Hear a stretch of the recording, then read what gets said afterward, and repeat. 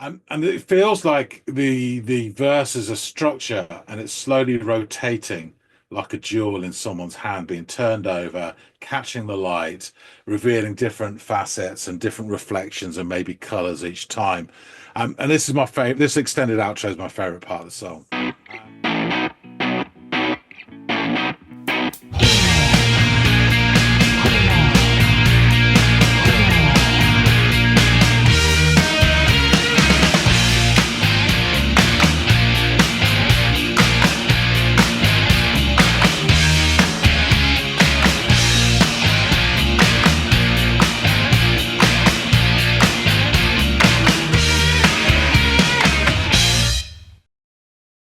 Hey, everybody, and welcome to another episode of the Audiophiles. My name is John. His name is Andy. Can you hear them talking about us, telling lies? Well, that's no surprise. Can you see them? See right through them. They have no shield. Nothing must be revealed. And that's the Fun Boy 3 version. How the go goes. Anyway, more on that later. But first, we have some music to listen to, selected by Andy. Andy, what have you got in store for us today?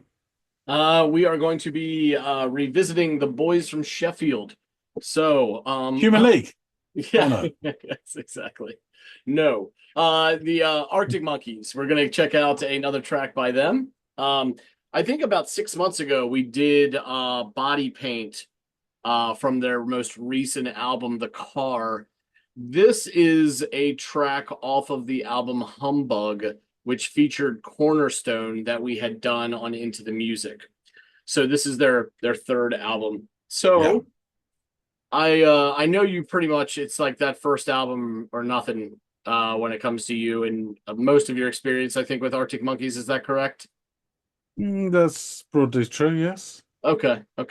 Well, I'd love to get your take on this song from the aforementioned Humbug album. So please go off, give it a listen, and come back and give me your honest assessment. Will do.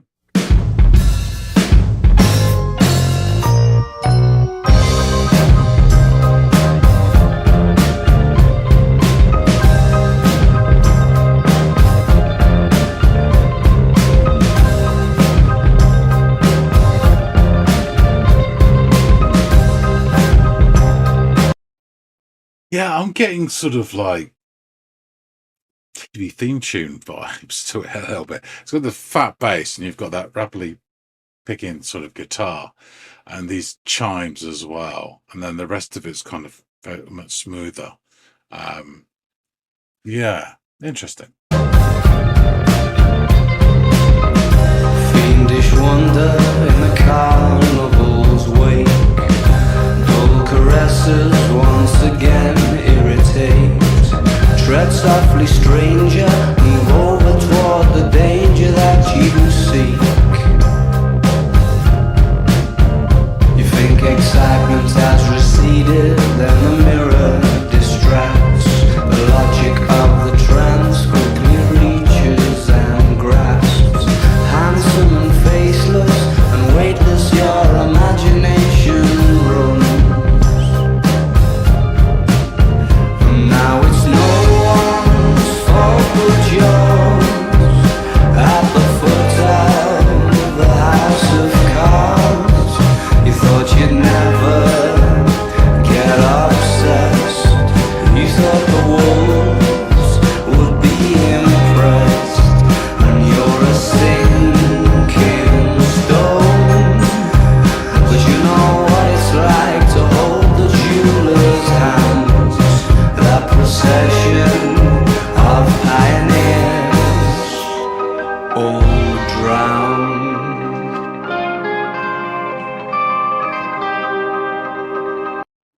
Okay, so Turner comes in. It's his old school voice, as opposed to the crooner that he became. Which I really like this delivery. It comes from a long line of sort of northern voices that have this sort of pointed observation about them. I like some of his sort of rhyming patterns as well, and the way he's phrasing it. It's really interesting. It's strange though, because I'm listening to the music as well, and so the words are coming in, I'm recognizing them, and then they're fleetingly gone. So I'm not retaining much. Something about dropping like a stone, and that's so you know what it's like to hold the jeweler's hand, which I don't know if is a euphemism or not. But the whole thing feels like kind of as usual, like a melodrama, and with a touch of intrigue to it as well. And some nice imagery. So yeah, it all sounds decent enough. In the moonlight they're more thrilling, those things that he knows, as he leads you through the grinning bubble blowers in the snow. Watching his exit was like falling off the ferry in the night. The inevitables gather Nice. to push you around. Any other voice makes such a punishing sound. He became laughter's assassin shortly after he showed you what it was. And now it's no one's fault but yours. There's some interesting bits going on there. You've got different guitars doing different things. That sort of high pitched, rapidly picking one's really interesting. Yeah, it's a nice texture to the whole music. At the foot of the house of cards, you thought you'd never get obsessed. You thought the wolves would be impressed, and you're a sinking stone. But you know what it's like to hold the jeweler's hands, that procession of pioneers.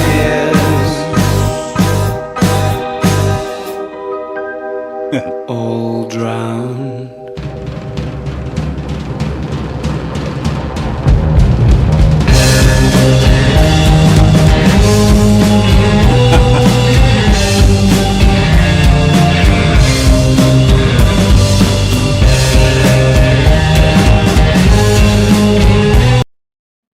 To this. So yeah, there's that bit where there's a lot of water imagery in this as well. Um it comes to the point where it sort of breaks and stops, and you get this four note do do do. It's very sort of like TV theme tune-ish, and it says all drowned, and then back comes in the sort of guitar, and it's like again, I had this before with a different thing that Andy gave to me by Turner. It was this sort of 60s spy thriller vibe to it, and that guitar's got a bit of avenues and alleyways to where it's a really nice sound. It's a very retro sound though. So yeah, let's just go back and revisit that little bit again because that was fun. About that.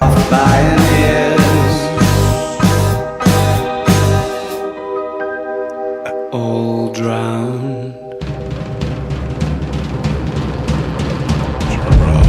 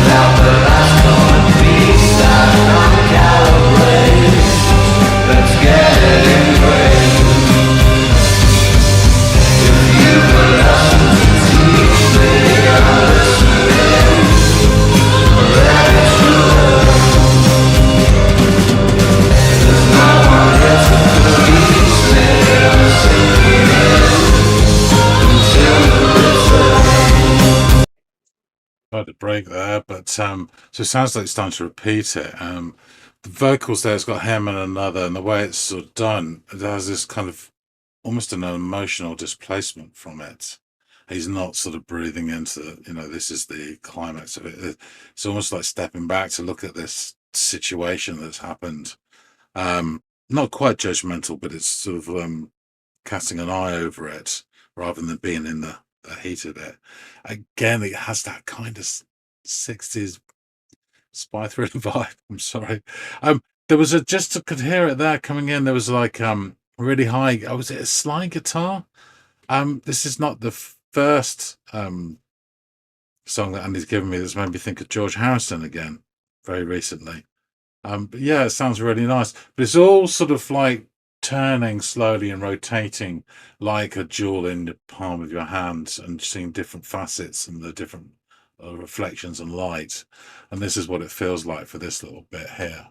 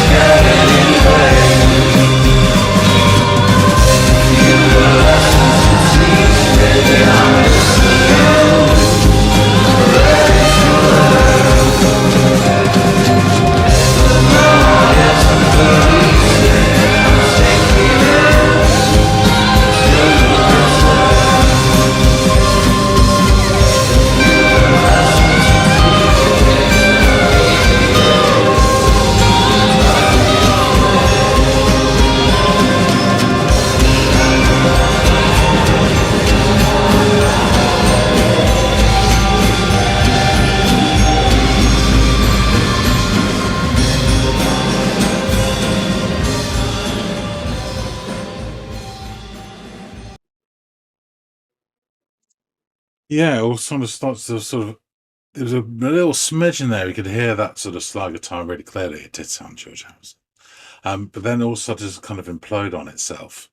Yeah, interesting. Decent song. I wouldn't say it's like my favourite of theirs. Andy knows my preferences. But it's all right. Yeah, I enjoyed it. I'm sure there's a lot more to be gleaned from this, particularly the lyrics, which I barely caught. So let's go back and chop it up with Andy. Hey, you're back. So, what do you say? Okay. I have a few overriding impressions from this song. I enjoyed it. I didn't enjoy as much as stuff off their first album, but I did enjoy it. I enjoyed it a lot more than stuff off their recent album. So there you go. That's the way it sits. If we were going in percentiles, first album's the top 10%. This is probably in between 10 and 20, pretty high up.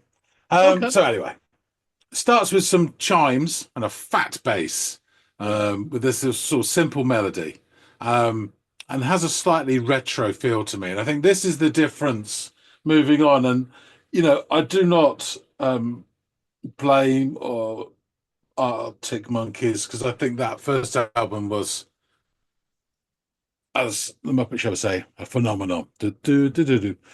But you can't just keep churning that out, obviously. Yeah. So he has to develop and move. Now, you don't have to like what they do more than what they did before.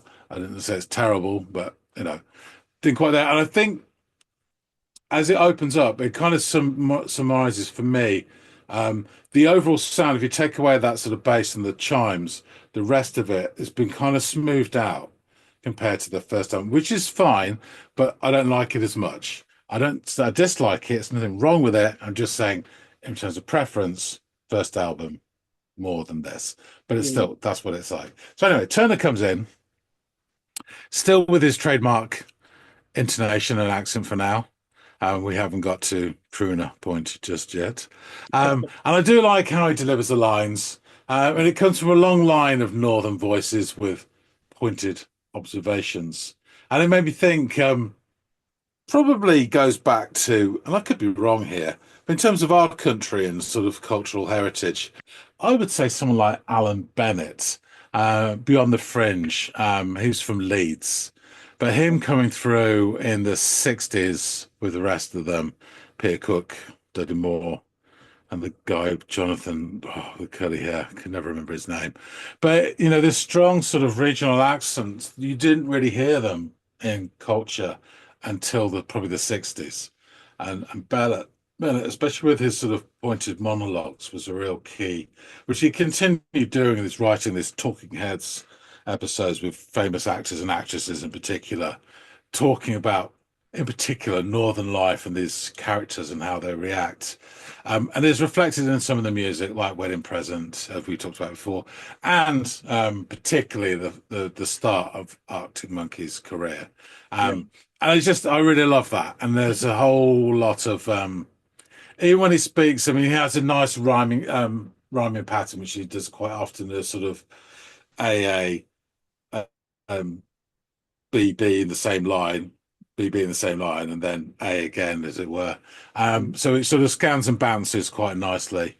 Um, as I said before, in terms of the music, it's got a smoother finish, and it kind of reminded me in some way, and I can't put my finger on it, but some sort of vague daytime TV theme tune from the 70s that may or may not even exist, but it kind of made me think of that. And Yeah. I'm guessing the chimes is thematic rather than they're almost these little twinkles of a gemstone that carried on a theme of this jeweler's hands. Um, it's really interesting because the lyrics are very, very clear, but I'm kind of listening to the whole thing. So the words come in, I recognize them as words, and then they leave my head again. So I'm not remembering many of the lines. I guess I must be getting some sort of osmosis of meaning in, but it's not anything that's consciously at the front of my head. But yeah, so the drumming as well within this as well has that kind of 60s full beat to it as well. So there's a lot of retro stuff going on here. Mhm. And he's chatting away, and I wish I could remember some of the phrasing, but I get the overall feeling it's another one of these ones where he's slightly, what's the word? Tartly commentating on someone's actions within a relationship. Um, and it doesn't bode well. I wouldn't go as far as say judgmental, but it's like you did this there, you know what you did, sort of thing, which is like almost two old women over a fence gossiping. It's got that kind of feel to it, not quite, but it's there. Anyway, it breaks down, and then we get another sort of 60s sounding guitar with his sibling is sort of rapidly picking as well. And there's a line I catch where it says, "In the moonlight, they're more thrilling." Something about these things he knows leads you through, I think, the grinning bubble blowers in the snow, and then something about falling off a ferry in the night.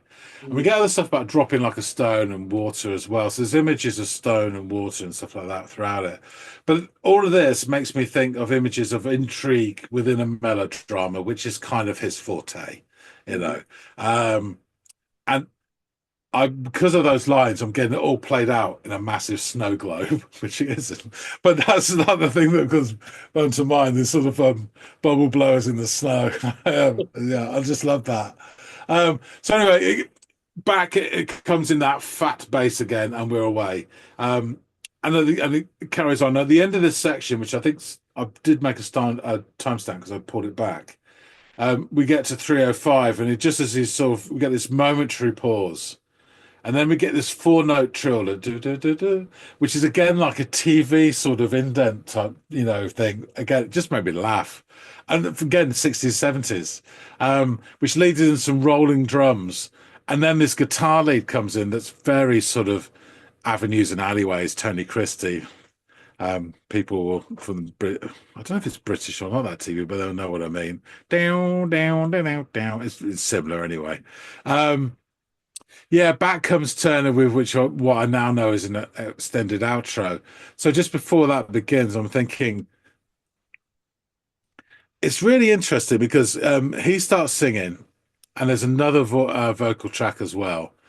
And the way it's produced, there's this kind of touch of emotional displacement. They're like two steps away from. It's not like singing the heat of what's going on.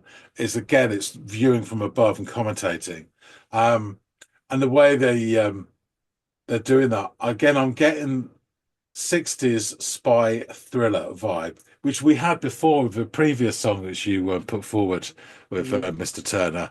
And the lines are repeated. There's lots of some of them slightly change, I think, but it's something like, if you've got a lesson to teach me, I'm listening and I'm ready to learn. And then he says it again. Something about police me and anyway, but it's that sort of it keeps going, and it feels like the verse is a structure and it's slowly rotating like a jewel in someone's hand being turned over, catching the light, revealing different facets and different reflections and maybe colors each time. And this is my favorite. This extended outro is my favorite part of the song. um and in amongst this commotion rises, there's this high guitar comes through. I think it's, and I, yeah, you do hear it clearer for a very small part. It's a slide guitar, actually, along with this, again, this rapidly picked guitar. And again, makes me think of George Harrison, um, which we did a song very recently, slide guitar again.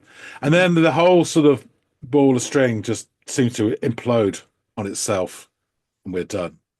So yeah, I did enjoy this actually. It was nice to hear that element of his voice again, which I do enjoy a lot. Yeah. Um, I would say that that side of his voice is probably not as marketable as later versions that will probably have mass appeal, because there's still people who have got a thing about accents and Yeah. locality and not celebrating it, whereas there's exactly the opposite of what you should be doing. So I can understand that in a way, and he wants to develop and grow, and that's fine. But I just love this sound of his voice. Um, Song itself was decent enough. I did enjoy it. I really like the outro, the sort of theme. Again, I didn't pick enough lyrics to tell you this is exactly the storyline, but the overall impression I got was some sort of relationship, and the imagery of like the jeweler's hand. I mean, it could be a very bad sort of double entendre, but I, I think it, thinking about it, the sort of themes from a jeweler's hand. I mean, that's somebody who does jewelry, so what they do and what they offer are again are possibilities. So they polish rough stuff so it becomes presentable and marketable actually, and sellable in that way. But also what they offer the jeweler's hand is this sort of element of worth in terms of a relationship or something signified by a big rock or a ring or a jewelry. Um, and this sort of cliche thing about, a partner buying something and how much they mean to them, signified by this lump of carbon on a band of metal. That's interesting. So whether it's to do with I didn't immediately think of diamonds, which is longevity and hard. Um, but whether to do with that sort of element, but there's all sorts of things within that you could go down. And if I knew the lyrics, I would be able to tell you more. But it just made me stop and think of these things. So that shows how interesting it is. But Yeah. that outro is really nice as well, the way it sort of tumbles and turns and carries on. Absolutely. I think you're spot on. It is sort of like rolling it over in your hand, Yeah. and catching on its different angles. As you also mentioned, sort of like the keys could signify like the sparkle of the rock as you're also turning it over in your hand. Yeah, love this song. I'm glad you enjoyed it as well, even if it doesn't, and honestly, you could say that about the rest of their catalog, but Yeah. about it holding up to the first album, but that doesn't mean it's not great or Yeah. it can't. Yeah. Yeah. Yeah. So yeah, I would agree with you for the most part. I've grown to like their subsequent materials equally but differently, if that makes sense. And I will always have a soft spot for whatever people say I am, but I've also grown to really love some of their other stuff. So as we all know, English rock band out of Sheffield. The group consists of lead singer Alex Turner, drummer Matt Helders, God, he's so good, guitarist Jamie Cook, and on fat bass in this song, Nick O'Malley. And yeah, the bass is got that little bit of overdrive on it, a little bit gives it a crunchy thickness to it. Oh man, it sounds great. Um, The band has released 7 studio albums, and the song we checked out today comes from their third album, 2009's Humbug. After a brief hiatus, during which Turner toured and recorded with his side project, The Last Shadow Puppets, they've been on this channel, the band recorded half the album at Rancho de la Luna, recording sessions with Josh Homme of Queens of the Stone Age in early autumn and in 2008, and half in the New York sessions with James Ford in the spring of 2009, following their January tour of New Zealand and Australia. Musically, the album is a departure from the garage rock and punk influenced sound of the band's previous work, incorporating elements of stoner rock, desert rock, surf rock, and ambient tones. Homme has been credited by writers for introducing the album's darker sound. Percussion instruments were used on the album, including xylophones, glockenspiels, and shakers. Frontman Alex Turner's vocals on the album are noted as a drastic change from the frenetic, upbeat delivery of Arctic Monkeys' previous albums to a slower and more hushed approach. Turner's songwriting also is a departure from his kitchen sink realism poetry, instead being replaced by analogy. In a preview article on Clash, writer Simon Harper claimed that the band had completely defied any expectations or presumptions to explore the depths they can reach when stepping foot outside their accepted styles, and that Turner is his usual eloquent self, but has definitely graduated into an incomparable writer whose themes twist and turn through stories and allegories so potent and profound it actually leaves one breathless. I think he's leaning into that a little bit, but I do understand what he's saying. In the fact that it is, you're right, it's still gossipy a little bit, but there's less of the immaturity surrounding the chase and tail, getting drunk at the bar, and doing all the stuff 18-year-olds or whatever do. So, while being interviewed for the BBC's The Culture Show, Turner and Matt Helder cited Jimi Hendrix, Cream, Jake Thackeray, John Cale, Nick Cave, Rocky Erickson, and the Beatles as influences on the recording of the album. Humbug was released on August 19th, 2009, and like both of its predecessors, the album went straight to #1. Arctic Monkeys embarked on the first leg of the worldwide Humbug tour in January 2009 and went on to headline 2009's Reading and Leeds festivals. They were also the headline acts on the first night of 2009's Exit Festival in Serbia. In North America, they had where they had less of a following. They played abridged sets at the Montreal's Oshego Festival, as well as New Jersey's All Points West Music and Arts Festival. The tour finished in early 2010 in Mexico. Though Humbug did not receive the extent of acclaim that both Whatever People Say I Am, That Is What I'm Not, and Favorite Worst Nightmare did by the critics, it nevertheless received generally positive reviews, with critics noting that the band expanded their sound and themes, while the album's tone was recognized as darker than the band's previous records. It received a rating of 75 out of 100 on Metacritic based on 25 critic reviews. While overall response was positive, the album was criticized by some for not containing the same hooks that the band had become known for, with Spin's Sean Fennessy calling the album accomplished, but not particularly infectious. Expectations. Other people's expectations. Jason Lipschutz of Billboard stated that the band justifies the hype by shifting its best qualities into different, equally dazzling shapes. Now that is sensible.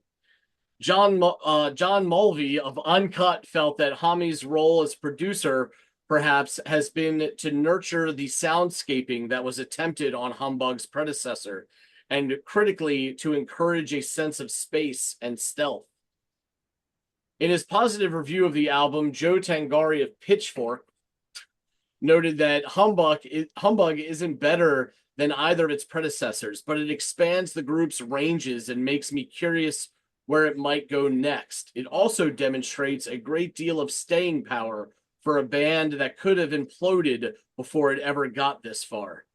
And this name, Stephen Thomas Erlewine of AllMusic, gave Humbug a positive review. Although he found it overall wasn't as accessible as its two predecessors, he noted that the band were beginning to push their limits in regards to creativity and composing music carefree of whether or not they were successful in America. He further noted that the opinion towards the album might change retrospectively. The record may mean more in the long term than it does on its own.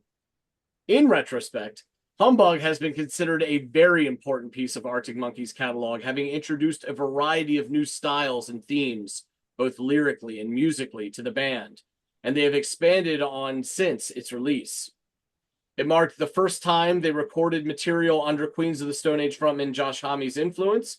And in an Enemy article, Mike Williams writes, if Arctic Monkeys had ever walked into the desert with Josh Homme, had never walked into the desert with Josh Homme to record Humbug in 2009, they could never have made AM.